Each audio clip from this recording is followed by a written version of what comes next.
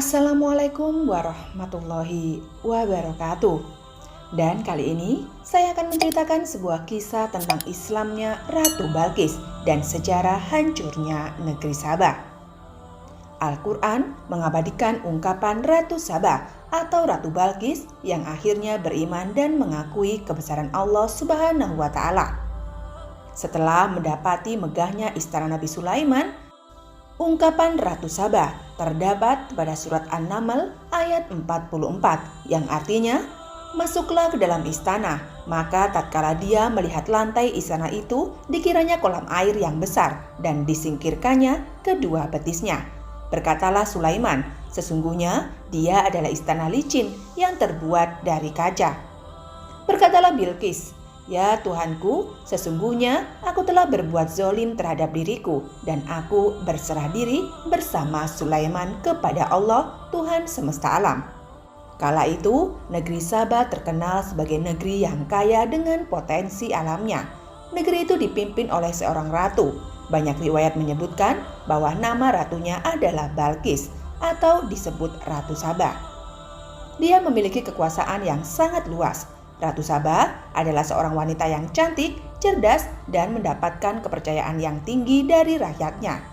Di bawah kepemimpinannya, rakyat negeri Sabah hidup sejahtera. Ratu Balqis telah mengetahui bahwa Nabi Sulaiman bukan saja seorang raja, melainkan juga sebagai utusan Allah Subhanahu wa Ta'ala yang memiliki kekuasaan sangat luas. Bahkan manusia dan jin tunduk padanya.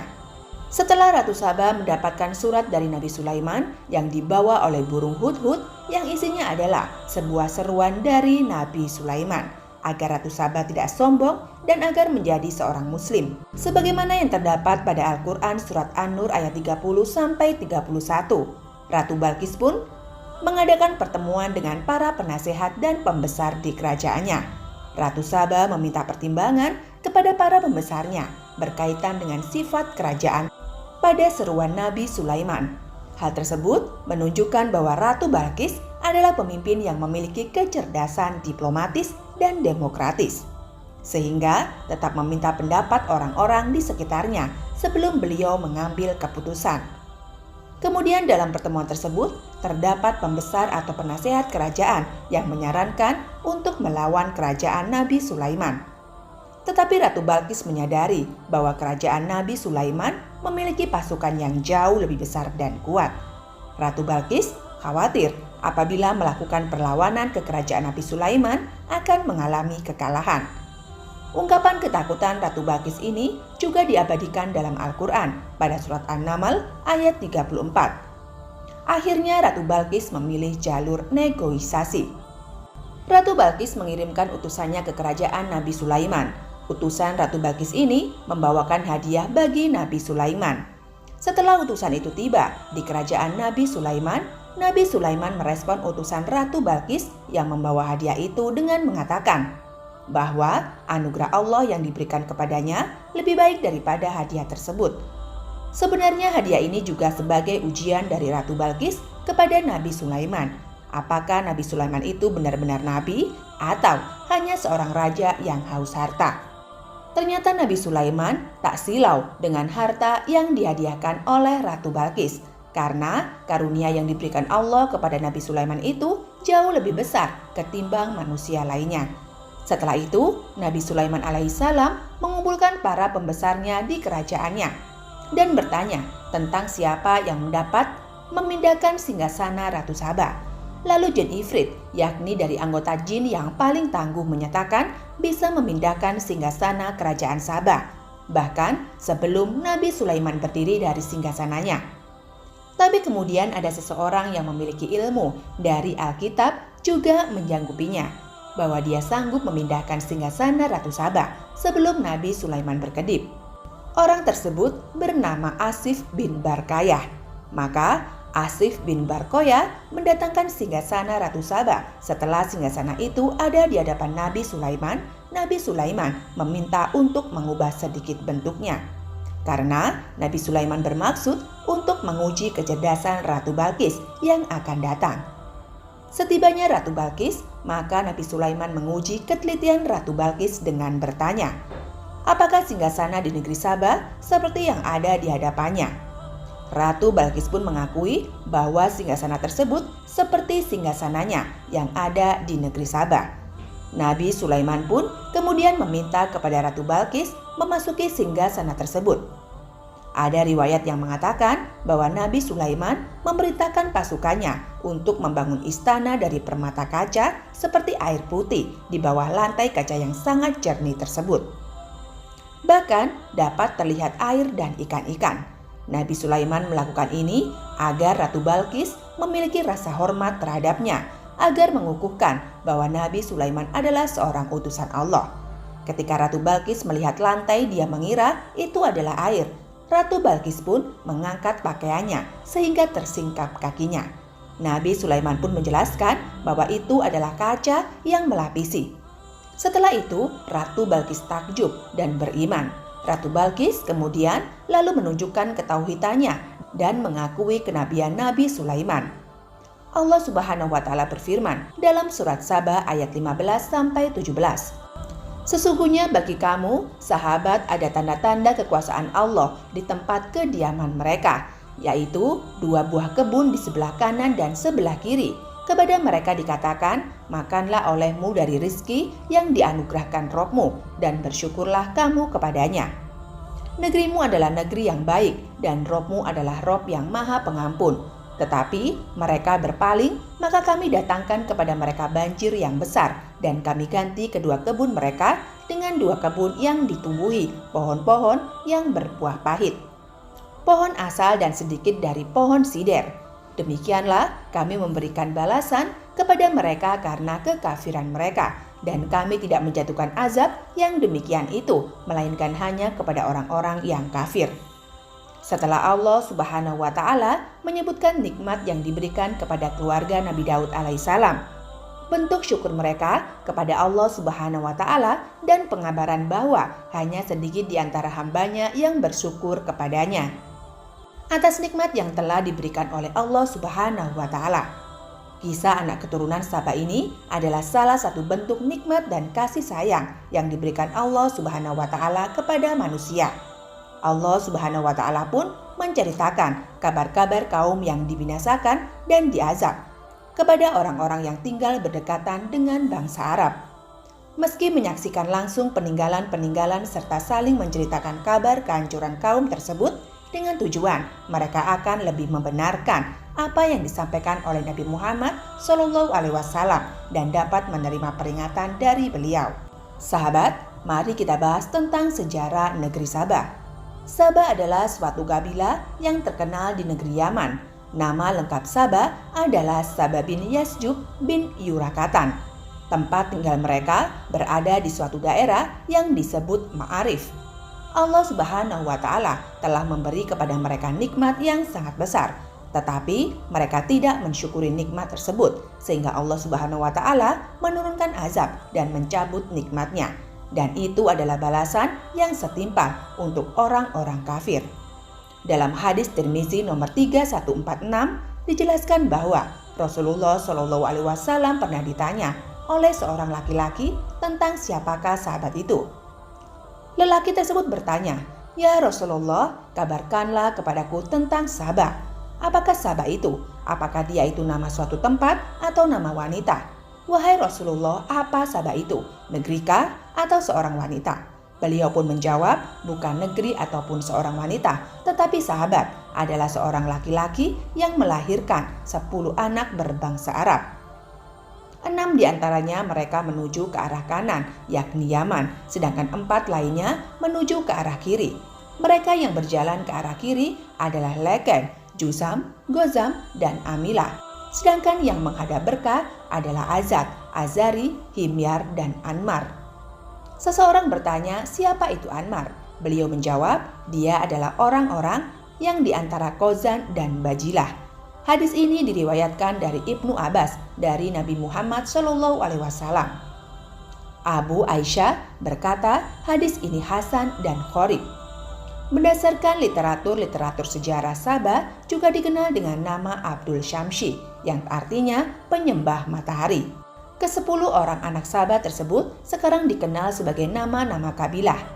Sahabat, kita kembali ke kerajaan Sabah yang berdiri sejak abad ke-10 Masehi atau sebelum kerajaan ini mencapai masa kejayaan di abad ke-8 sebelum Masehi. Pada abad itulah Ratu Balkis istri Nabi Sulaiman hidup. Perlu diketahui bahwa Ratu Balkis termasuk keturunan Sabah dan pernah memimpin kerajaan Sabah pada abad itu. Dia membangun bendungan raksasa yang menghebohkan dunia. Kerajaan ini memiliki wilayah kekuasaan yang sangat luas sekali, mencakup seluruh Jazirah Arab, bagian selatan Laut Merah, Eritrea, dan Ethiopia, bagian timur di benua Afrika. Kerajaan ini berpusat di Ma'arif, suatu daerah di Yaman yang bergerak 170 km dari Sanaa, ibu kota Yaman. Saat itu, kerajaan Sabah mengalami kehancuran pada tahun 550 Masehi. Kerajaan Sabah juga dikenal dengan kekuatan bala tentaranya sehingga dapat mengalahkan banyak kerajaan lain di sekitarnya pada tahun 24 sebelum Masehi. Tentara kerajaan Sabah berhasil menaklukkan tentara Marcus Aurelius Gallus dari kerajaan Romawi yang pada saat itu dunia mengenalnya dengan kekuatan bala tentara yang tidak ada tandingannya. Kerajaan kaum Sabah itu terkenal dengan hasil alamnya, sehingga banyak orang yang berhijrah dan berdagang ke sana. Dengan demikian sahabat, kerajaan ini bisa menjadi kerajaan yang sangat kaya dan makmur. Pada saat itulah Allah Subhanahu wa Ta'ala mengabadikan keadaan mereka di dalam Al-Quran. Sesungguhnya bagi kaum Sabah ada tanda kekuasaan Allah di tempat kediaman mereka, yaitu 2 buah kebun di sebelah kanan dan di sebelah kiri. 2 kebun itu sangat luas dan terletak di hamparan lembah antara 2 gunung di Maghrib. Tanahnya sangat subur dan menghasilkan berbagai macam tanaman dan buah-buahan. Dikutip dari kitab Al-Baharul Madid jilid 6, halaman 115, Ibnu Abbas berkata, negeri Sabah terletak jarak 3 farsah dari ibu kota Yaman. Sabah adalah negeri yang subur, aneka pepohonan tumbuh rindang dan berbuah lebat. Di sana digambarkan saat seorang wanita keluar rumah dengan keranjang anyamannya di atas kepalanya, lalu dia berjalan di atas pepohonan yang tumbuh di negeri itu. Dipastikan kerajaannya penuh dengan aneka buah-buahan yang berjatuhan. Digambarkan pula saat seorang pria keluar rumah hendak mengunjungi sanak familinya dengan keranjangan anyaman atau pinggang di atas kepalanya. Dipastikan pinggangnya penuh dengan aneka buah-buahan sebelum ia sampai tujuan dengan aneka buah-buahan yang berjatuhan oleh hembusan angin tanpa perlu menjulurkan tangan untuk meraihnya. Sabah adalah negeri yang nyaman, bersih, segar hingga tidak ditemui nyamuk ataupun lalat, kutu, kalajengking, dan ular di sana. Saat datang rombongan tamu dari negara lain dengan hewan dan binatang-binatang kotor di pakaiannya, dipastikan binatang-binatang tersebut akan mati oleh kesegaran dan kebersihan udara di negeri Sabah. Lembah di negeri Sabah menjadi sangat subur karena adanya bendungan yang bisa menampung air yang sangat banyak. Bendungan itu terkenal dengan nama Bendungan Ma'arif. Bendungan itu panjangnya 620 meter, lebarnya 60 meter, dan tingginya 16 meter.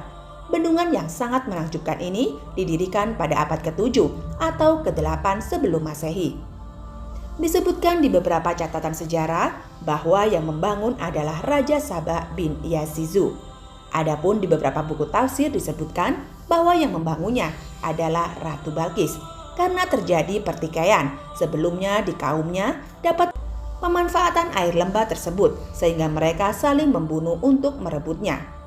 Maka Ratu Balkis berinisiatif untuk mendirikan bendungan. Dengan adanya bendungan itu, kaumnya tidak perlu merasa takut akan persediaan air dan mereka dapat memanfaatkannya untuk pengairan. Kebun-kebun mereka ini adalah nikmat yang sangat besar yang diberikan Allah kepada mereka. Kewajiban bagi mereka terhadap karunia yang mereka terima. Allah Subhanahu wa Ta'ala berfirman, "Makanlah olehmu dari rezeki yang dianugerahkan Rabbmu dan bersyukurlah kamu kepadanya. Negerimu adalah negeri yang baik dan Tuhanmu adalah Tuhan yang Maha Pengampun." Allah Subhanahu wa Ta'ala memerintahkan mereka untuk menikmati nikmat yang Allah berikan itu dan bersyukur kepadanya. Allah Subhanahu wa Ta'ala berfirman, "Negerimu adalah negeri yang baik dan Tuhanmu adalah Tuhan yang Maha Pengampun." Maksud dari negeri yang baik adalah negeri yang baik hawa dan suhunya, sebagaimana disebutkan oleh Imam Al-Baqawi. Adapun pengertian Rob yang Maha Pengampun adalah yang Maha mengampuni dosa-dosa kalian. Jika kalian senantiasa berada di atas tauhid, sebagaimana yang disebutkan oleh Imam Ibnu Katsir sebelum Ratu Balqis masuk Islam. Kaum Saba menyembah matahari dan bintang-bintang. Setelah beliau memasuki Islam, maka kaumnya pun mengikutinya.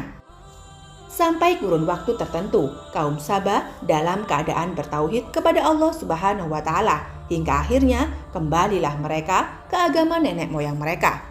Allah Subhanahu wa Ta'ala telah mengutus 13 rasul kepada mereka, akan tetapi mereka tetap saja tidak mau kembali ke dalam Islam. Allah Subhanahu wa Ta'ala murka dan menghancurkan bendungan yang telah mereka buat. Allah Subhanahu wa Ta'ala berfirman yang artinya, "Tetapi mereka berpaling, maka kami datangkan kepada mereka banjir Al-Arim." Para ulama berbeda pendapat tentang makna Al-Alim. Yang mereka sebutkan adalah memiliki beberapa versi sebagai berikut.